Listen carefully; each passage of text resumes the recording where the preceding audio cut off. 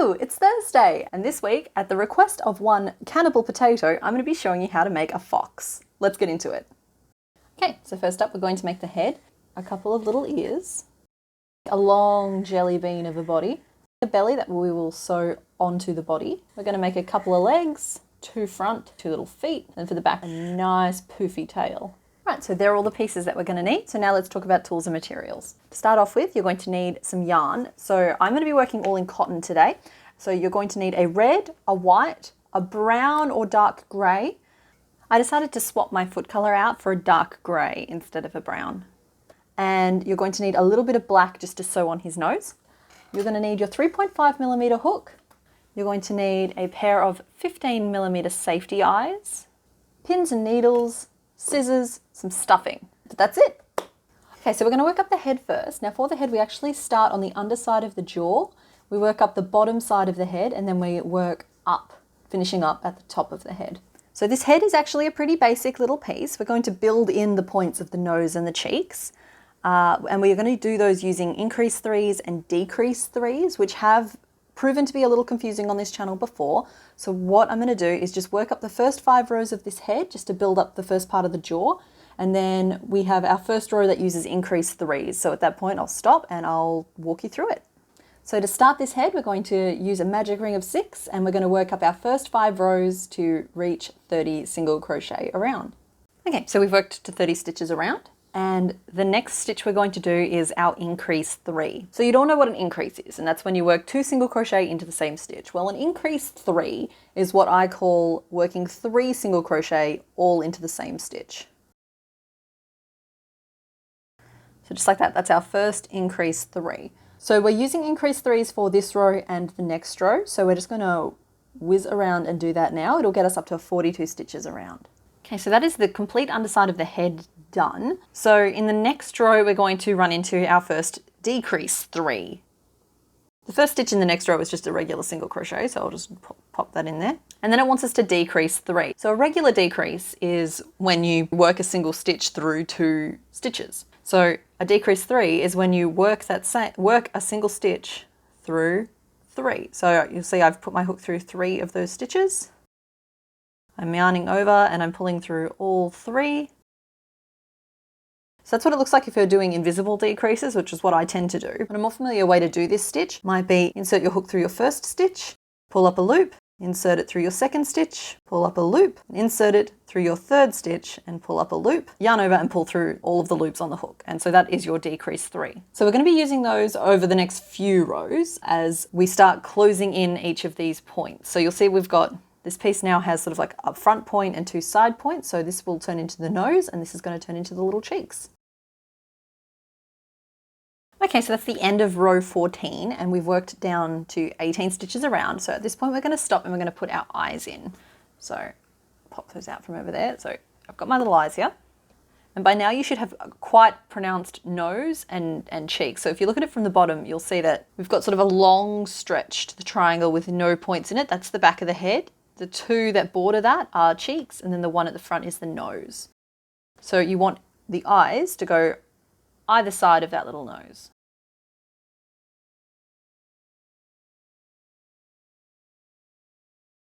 Make sure you check from every angle to make sure your eyes are even, but that's roughly where I'm putting mine. And I am going to clip them on at this stage. And we're also going to stuff this quite firmly now as well. Okay, so the eyes are allowed to sort of bug out a little bit at this point, just because we are going to indent them. So for now, it's okay if he's looking a little bit a little bit like this. And then work the last 2 rows just to close in this gap. So that is our head all stitched up. So what I'm going to do before we move on is we're just going to indent these eyes. We're just going to need a needle and a little bit of yarn. You will have seen me do this a number of times at this point, so I'm just going to go through it very, very quickly. So the way I like to indent my eyes is I do a small stitch on the inner corner of the first eye. Just like that. I then thread my needle through to the same point on the other eye. And then I pull, and if you should over squeeze when you're locking this in place just because it will loosen a little bit, and then I lock it in place with a stitch on the other side. And there, your little eyes have now been pulled in. So that is part one. I'm just going to pop it aside and we're going to make the ear next. So for the ear, we actually start at the tip and working in a continuous spiral, we work down towards the base. This side here is open, so we're not closing off this end of the ear, and we're going to make 2 of those in our body color.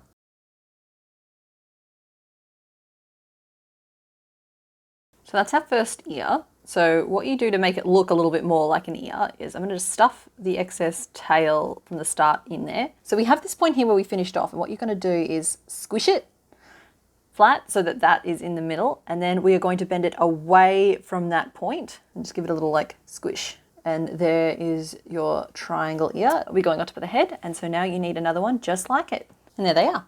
So I'm just going to pin them in place really quickly.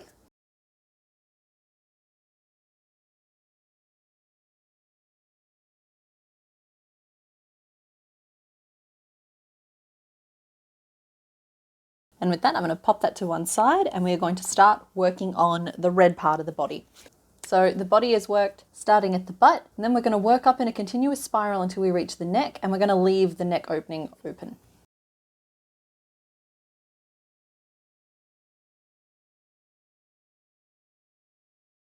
All right, so as I said, we've left that opening open, and I'm just going to finish this off here. Now when we attach this to the head, we're going to flatten these 2 bits together and sew it on in one line, just to give us that little teardrop shape. So we're going to stuff it fairly firmly up to about here, stuff it loosely for the couple of rows, and then not stuff the very tip of it at all. Just like that. So on the back of the head, you should be able to see that there's a row that runs from the underside of one cheek all the way across to the underside of the other cheek. That's the row we're going to attach this body on. I'm just going to line up the opening of our neck with roughly with that row. It can be slightly higher or slightly lower. I'm just going to pin that in place now. So that's roughly where those pieces will all go. We'll finesse it. We'll finesse it when we get to the assembly stage. So we're going to pop that to one side again.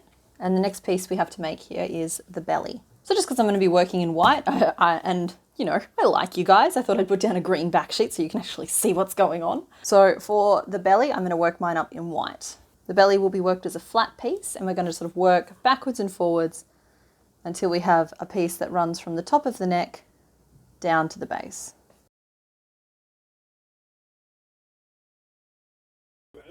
Okay, so there's the little bib piece we were making. So that flat where we started is going to be tucked in under the jaw, and then that rounded piece is going to fall in the center butt. Okay, so that's part 4. Now we're going to move on to part 5, and we're going to make 4 legs. So the first 2 we're going to make are the front legs, and they are worked from the tip of the toe up to the top of the leg, and they're basically just worked as one long tube. So I'm going to work the first 3 rows in my foot color and then swap to the body color for the rest of the leg. Okay, so that's the first little French fry. As I mentioned, we're keeping it open at the top. This is not stuffed at all. So we actually need 2 of those. Boom. Now we also need to make 2 little back feet. Now I'm going to make them entirely out of my foot color just because they are just a very short nub.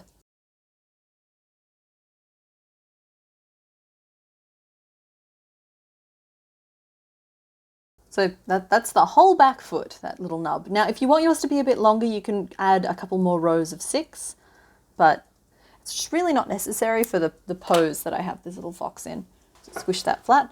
So that's the first back leg, and we actually need 2 of those as well. Ta-da! So they're our 4 feet, and I'm just going to pin them on roughly where they go as well.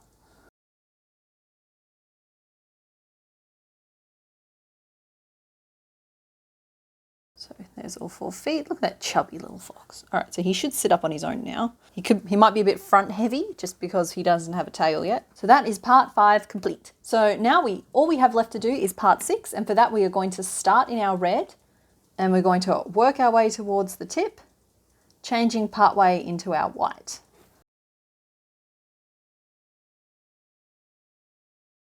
Okay, so I've worked up the first 11 rows in my tail, and I'm just going to swap to my white now. Done this a lot of times, but because I haven't made a separate video on it, I'm just going to show you again how I do my color changes. So this is the final stitch in row 11, which is just a single crochet, and you can see that I've already inserted my hook through the stitch and pulled up a loop. I'm going to hold that colour out of the way. See, I'm just holding it out to the other side. I'm going to grab my white and hold it alongside that stitch. You see, I'm holding those both off in the same direction, and I'm pinching it really tightly at the base of the stitch. And I'm going to yarn over and use that new colour to complete the stitch. So that's my new colour on the hook, ready for the next stitch. Now, if the first stitch you do afterwards looks a bit loose and funny, you can actually grab these and give them a little tug until they look right.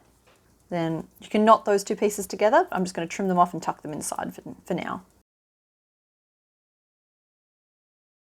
So I'm 2 rows into my white, and I'm just going to stuff it as firmly as I can. Make sure you recruit some sort of poking implement if you need to stuff this.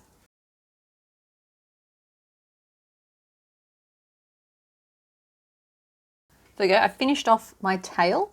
And you saw me weave in around the end there to give it a little bit of a point. And now I'm just gonna give it a roll to just redistribute that stuffing in there, and then give it a little squidge to give it back its shape. And there is the tail, which will be attached at the butt. So there we go, we have all of the pieces now we need to finish off our fox. So if you're confident at this point, you can just sort of sew things on exactly where you've positioned them as you've gone. I think mine's come out a little bit wonky, so I'm just going to dismantle mine and start again. So I've stripped my body down to just its belly, so I'm going to sew this on first. So the belly has been sewn on. So the next thing I'm actually going to work on is the head. So I'm going to position the ears how I like them. As a bit of advice for the ears, because these tail bits are at the back, you can give them a little pull down, and it helps anchor them. And it does give you a little bit more room to sort of sew them on if you do want to blend them a little bit more nicely with the back of the head. And I'm also just going to use a little bit of black at this point just to sew on a little black nose.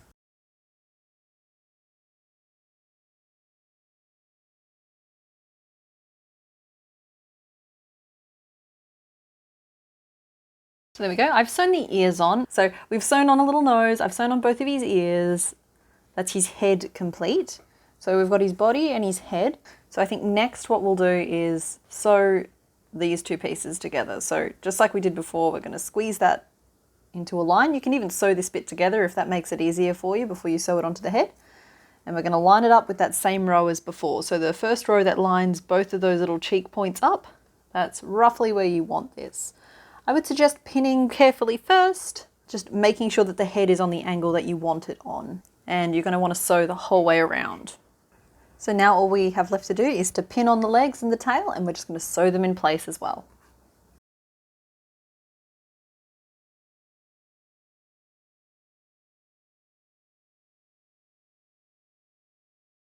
So one of the best things about this pattern is because those little front arms are just plain straight tubes, you get a lot of posability out of him. So I decided to pose him with one little paw up, and I just did that by curving the tube and stitching it in place on his chest. There is our finished little fox. You'll have to let me know in the comments how I did.